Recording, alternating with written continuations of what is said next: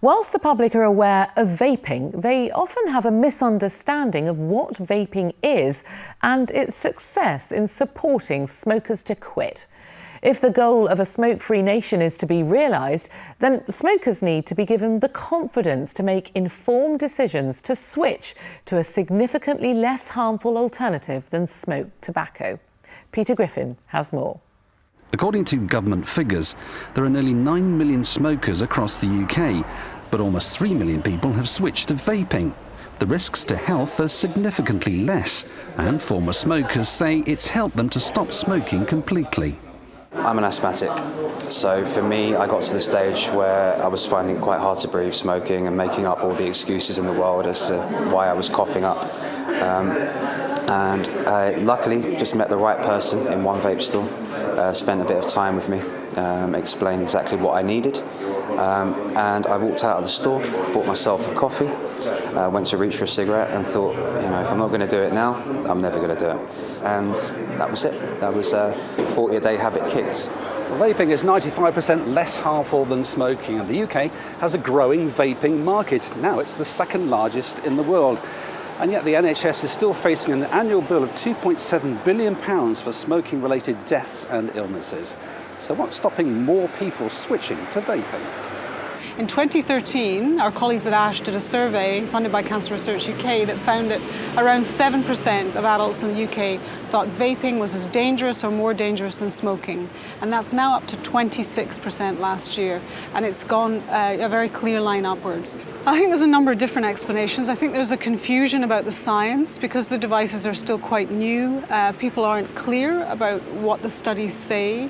Some of the studies, to be frank, are not well conducted, and some of the results have been misinterpreted. If you like sort of tangy fruits, have you guys tried Lemonade House? Do you have that in? So we've heard that vaping is 95% less harmful than smoking tobacco. So how did you arrive at that figure? A few years ago, an international panel of tobacco control experts was brought together under Professor David Nutt. And what we wanted to do was we wanted to make an assessment of the relative risks of different nicotine products. And on one end of the spectrum, we had nicotine replacement therapy and the risks about that. On the other end of the spectrum, we had smoked tobacco cigarettes, and the risk is about that. And then we wanted to look at the evidence on other forms of nicotine, like electronic cigarettes, and we concluded that the risk was about that. So, bigger than nicotine replacement therapy, but a fraction of the risk of smoking cigarettes. And then just last year, the Royal College of Physicians produced a report which came up with pretty much the same figure. So looking at the latest evidence, they said, yep, that looks about right, at most 5% of the risk of smoking. The independent vape industry is already heavily regulated, but feels the government could be doing more to encourage smokers switch to vaping.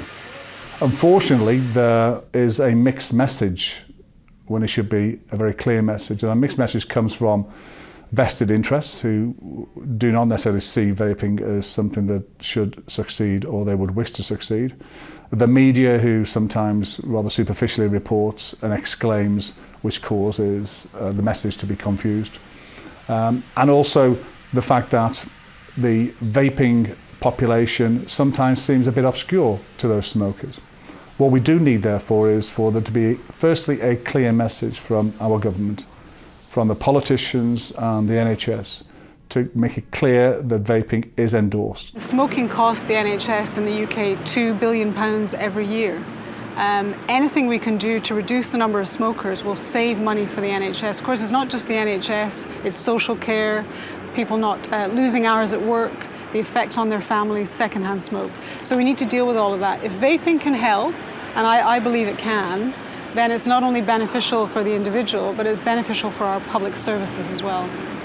These vapors show a smoke-free UK is possible, but if an independent vape industry is to deliver it, further support is needed from the government.